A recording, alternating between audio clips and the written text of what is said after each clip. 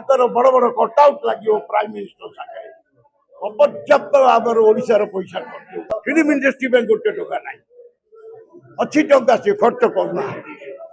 बड़ बड़ बैनर लगुच प्राइम मिनिस्टर और चीफ मिनिस्टर भुवनेश्वर बड़ बड़ बैनर लगला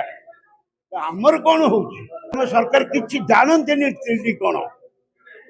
सरकार किसी जानते टेक्नीशियन मान को डाकते सी कौन जानी कहीदे हम यही कारण होती सरकार government is the main reason the chief minister is not interested in the film industry आम इंडस्ट्री ताकर इंटरेस्ट ना से केमती रहिबे ही इज इंटरेस्टेड चीफ मिनिस्टर जे आगो केमती रहिबे से सेट हेबे समस्त जानती छुआटा ओडिसा रे जन्म ले ता मां को एटा सितिर भाईना हां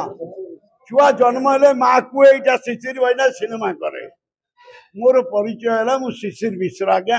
आज की 50 वर्ष है बॉम्बे ओडिशा बॉम्बे कटक मु दौड़ी कहीं मेन से प्रोड्यूसर माने कटक रखुले तेणु बहुत सिनेमा कर शिशिर मिश्र फिल्म डायरेक्टर सर आज प्रेस मीट करथिले कोन थिला तार कारण आज्ञा प्रेस मीट करथिले कोन कारण थिला ए जो सांबादिक सम्मेलन हां मु कहूँ आज कहि सांबादिक सम्मेलन होची आमे आम घरे जदि रही जीवु ताल तो किसी जना पड़ोनी समाज को सांबादिक सम्मेलन we respect all the time the journalist सांबादिक मान को आम सम्मान दू कहीं आमर हृदय जिते कष्ट जिते असुविधा से मैंने ही सेटा को पब्लिक को पहुंचा से मैंने ही आमर चीफ मिनिस्टर पढ़िले सहित कनसल्ट कले से द्वारा जरिया से होती माध्यम मेन माध्यम ना आम घर भर चित्कार कर कौन लाभ आपण से पेपर में छापिदेवे आपण से चैनल रे देदेवे जे यही माने प्रोड्यूसर आ डायरेक्टर मानकर यही असुविधा ये असुविधा गुड़ाक सबू समाधान करा यहाँ हूँ चीफ मिनिस्टर जागृत हवा उचित केवल टंका पड़ी रहा किए से पहुँचुची कौन आप डेवलपमेंट करने चाहती दैट इज यूजलेस से कौन लाभ कौन किसी है सेमती ना सिस्टमेटिक आम बारंबार कहलु केते थर कहलु ए जहाँ भी कले यूजलेस प्रथमे प्रोड्यूसर आउ डायरेक्टर मान को डाक प्रोड्यूसर डायरेक्टर को ब्यूरोक्रेट शुड नो एमाने सब सेक्रेटरी वेक्रेटरी होती जो माने सरकार अच्छा चीफ मिनिस्टर से ऑर्डर करते जे आमर जो माने ओडिशार जो माने बहुत छवि कर प्रोड्यूसर माने ताको पैसा रिटर्न आसुनी आ छवि करना अंटा भांगीगला सब कल्याण मंडप हो जाए सब जिनसर केमिति समाधान हम डायरेक्टर मान को सागर डाक बाकी कौन कर भूली जाओ you start a new life the chief minister should understand main हूँ कल्प्रिट आमर चीफ मिनिस्टर आम जो असुविधा पड़ू सी निजे मालिक भाव चीफ मिनिस्टर सम जिते ब्यूरोक्राट्स अच्छा डाकिक कहे आपण कलेक्टर मान ऑर्डर करूँ से जमी देखिए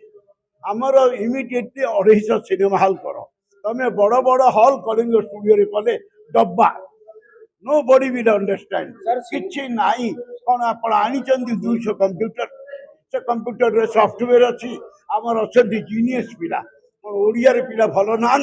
समस्ते भल एडिटिंग जानती समस्ते एआई रे काम करने चाहती किसी फैसिलिटी ना सर सर सरकार पाखे आपन सिनेमा इंडस्ट्री विधायक सब होती बहुत विधायक तो जीरो से कौन जाने विधायक इंटरेस्ट नौ आम फिल्म इंडस्ट्री विधायक सर्वप्रथम प्रशांत थिला कौन कर प्रशांत कौन कर आकाश दास भी अनुभव भी थिला से माने जदि एकाठी सब प्रोड्यूसर मान को डाकी थांते इंटरेस्ट नहीं थांते चीफ मिनिस्टर संगे नवीन बाबू को संगे मीटिंग करई थांते ताला हमर इंप्रूवमेंट होता सिद्धार्थ महापात्र अछन ताकर से जानि सिद्धार्थ किछ करे से करे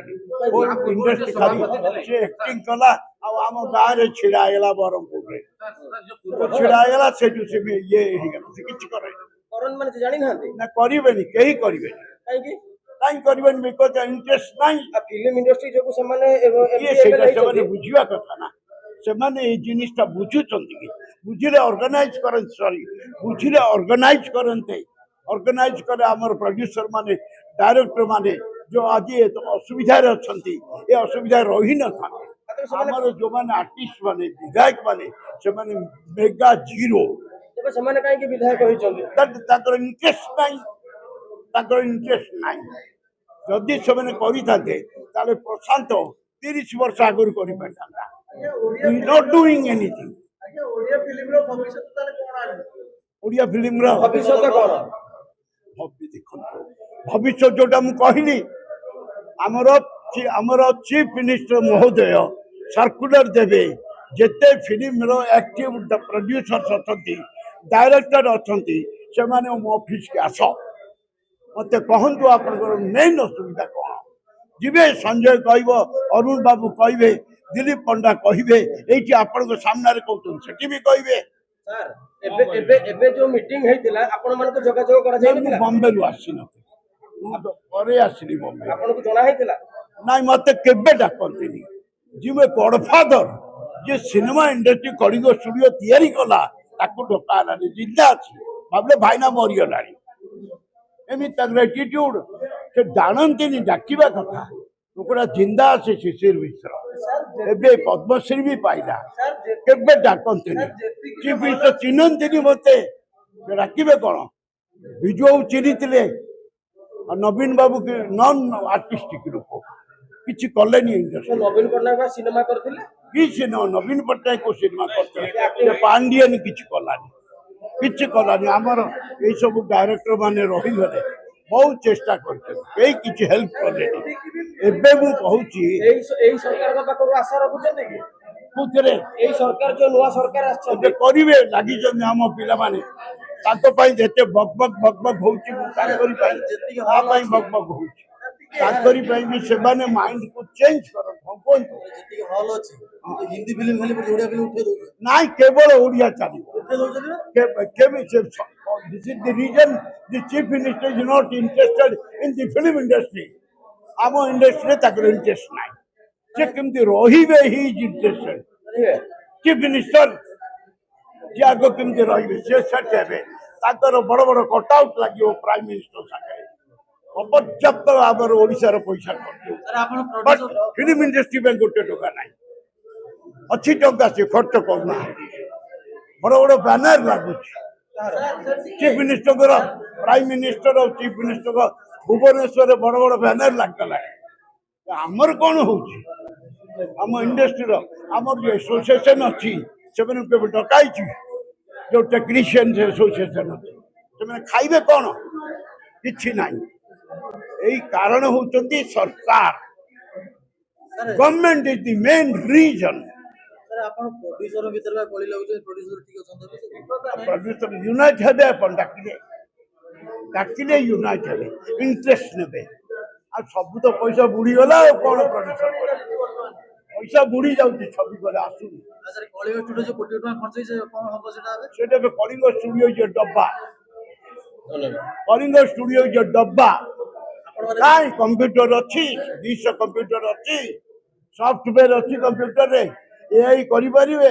ଦିଲ୍ଲୀପ କହୁଛି ମୁଁ ଗୋଟେ 3D ପିକ୍ଚର କରିବି କେମିତି କରିବ ୱେ ଟୁ ଡୁ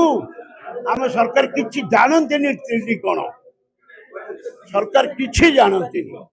ଟେକ୍ନିସିଆନ ମାନଙ୍କୁ ଡାକନ୍ତିନି ଏ ସବୁ ଯେତେବେଳେ ଡାକିବେ ତାହେଲେ ସରକାର କହୁଛନ୍ତି ଏଆଇ ର ଡେଭଲପମେଣ୍ଟ ହବ ଆପଣ କହୁଛନ୍ତି ଯେ କିଛି ଜାଣନ୍ତିନି ସିଏ କଣ ଜାଣିଛନ୍ତି କହିଦେଲେ ହବ ଏଆଇ କଣ ଲେଟ୍ ମି ଏକ୍ସପ୍ଲେନ୍ ମି ମତେ ଏକ୍ସପ୍ଲେନ୍ କର ମୁଁ ତ ଟେକ୍ନିକାଲ ଲୋକ ଏ ଟେକ୍ନିକାଲ ଲୋକ ତାକୁ ଏକ୍ସପ୍ଲେନ୍ କର କିଛି ଜାଣିନ ତମେ ଶୁଣିଦେଲେ ଏଆଇ ନା ଏଇ ଆର୍ଟିଫିସିଆଲ ଇଣ୍ଟେଲିଜେନ୍ସ କିଏ ଜାଣିନାହାନ୍ତି ତମେ କଣ ଆର୍ଟିଫିସିଆଲ ଇଣ୍ଟେଲିଜେନ୍ସ ବିଷୟରେ ଜାଣିଛ ତମେ କେମିତି ନରସିଂହା ହେଲା କିଏ ଜାଣିଛି କୁହନ୍ତୁ ଫରିଦାବାଦରେ ତିଆରି ହେଲା ନରସିଂହା ସମସ୍ତେ କହୁଛନ୍ତି ବେଙ୍ଗଲୋରରେ ହେଲା ମତେ ପଚାରେ କୋଉଠି ହେଲା ଧନ୍ୟବାଦ ଆମେ ସେଣ୍ଟରରେ ଅଛୁ ଇଣ୍ଡଷ୍ଟ୍ରିର ଧନ୍ୟବାଦ ହଁ